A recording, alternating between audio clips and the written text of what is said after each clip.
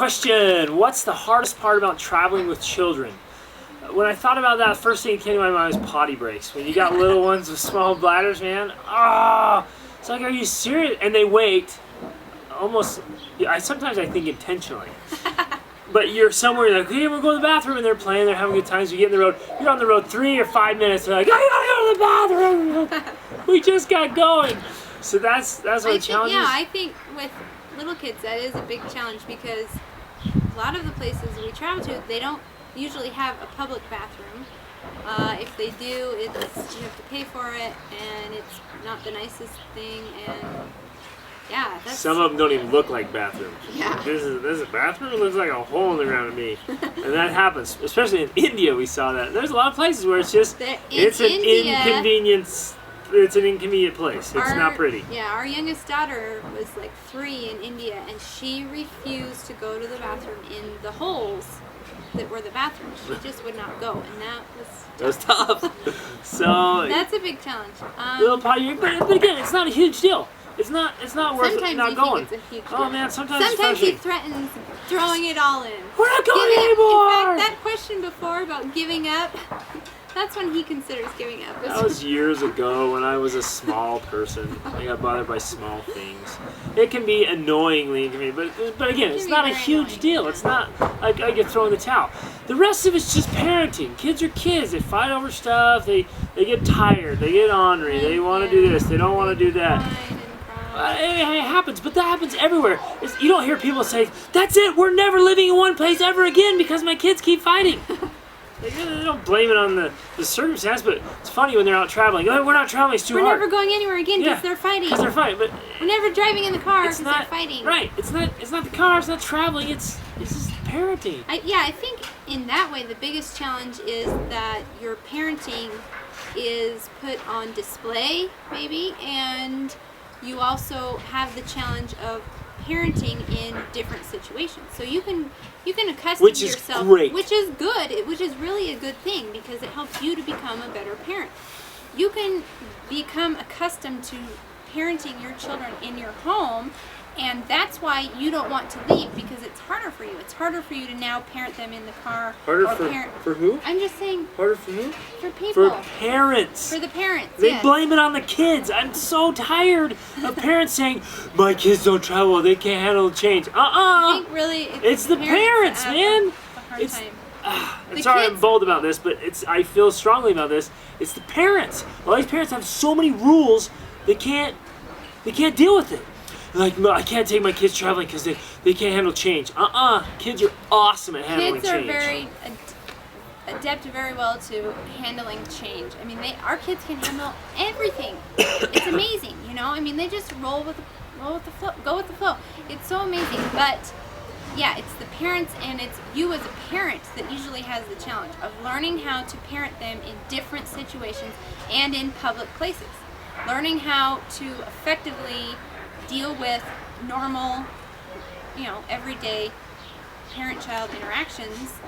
I think that's probably the biggest challenge. And what an opportunity for growth for the parents and for the kids to get change and grow, new circumstances, new situations, new cultures, new places, new foods, all of those things. Well, how do we handle this? How do we solve this? And teach your kids to roll with it. And kids naturally, it doesn't matter where we are, I put the truck in park, they hop out and start playing with whoever's there and whatever's there.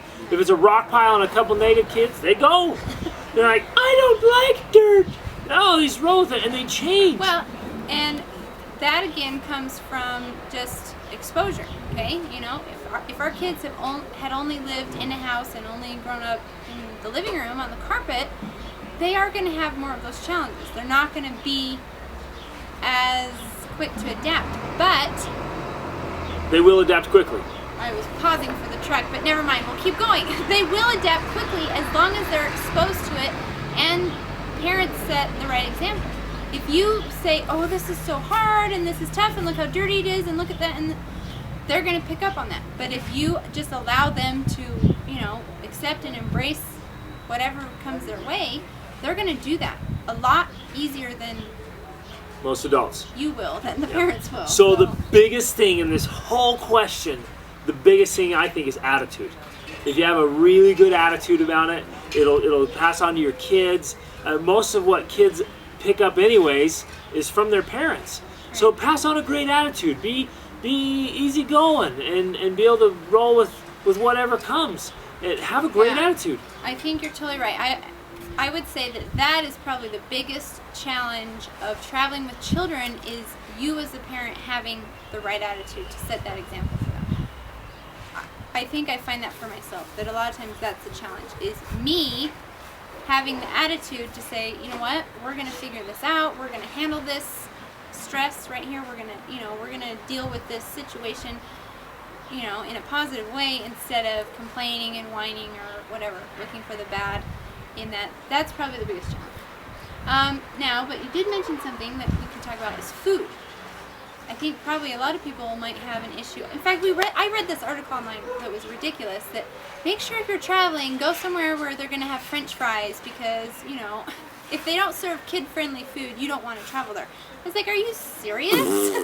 That's ridiculous. The whole point of traveling. That's why we travel. One of the reasons is because our kids have limited options as to what to eat, and having those limited options forces them or encourages them to try new things.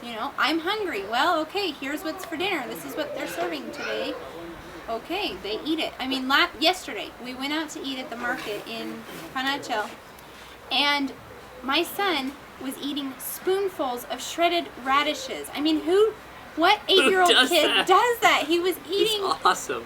Just chunks of radishes. And enjoying it. And was like, yeah, this is great. I'm like, wow. And we constantly have 5, 6, 8, and 9, and they're just eating all their vegetables on top and all of this rare everything, food. They're loving it. Yeah. And we walk past on the street saying, Dad, can we get some more of those veggies?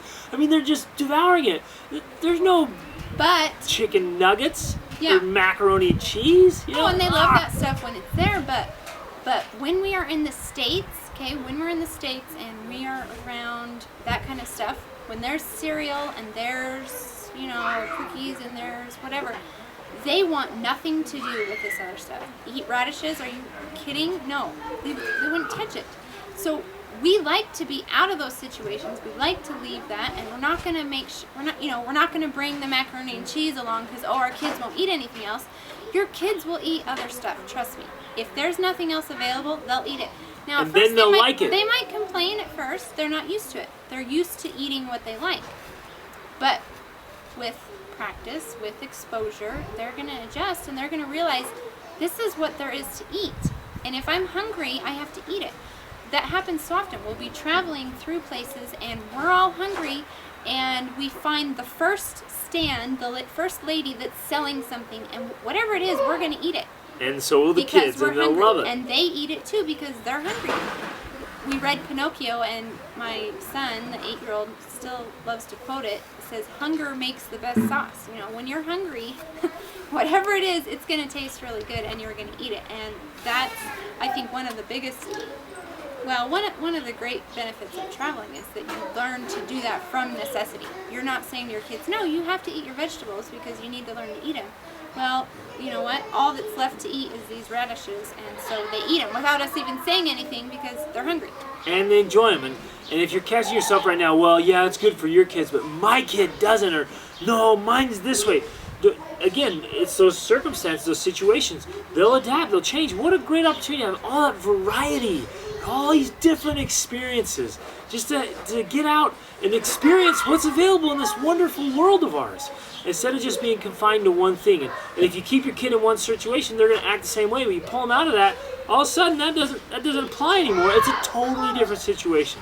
And so it's a great opportunity to get out and have all these great new experiences and get all this growth and learning and just have a great adventure. We love it. And so do the kids. We eat awesome, They love awesome food.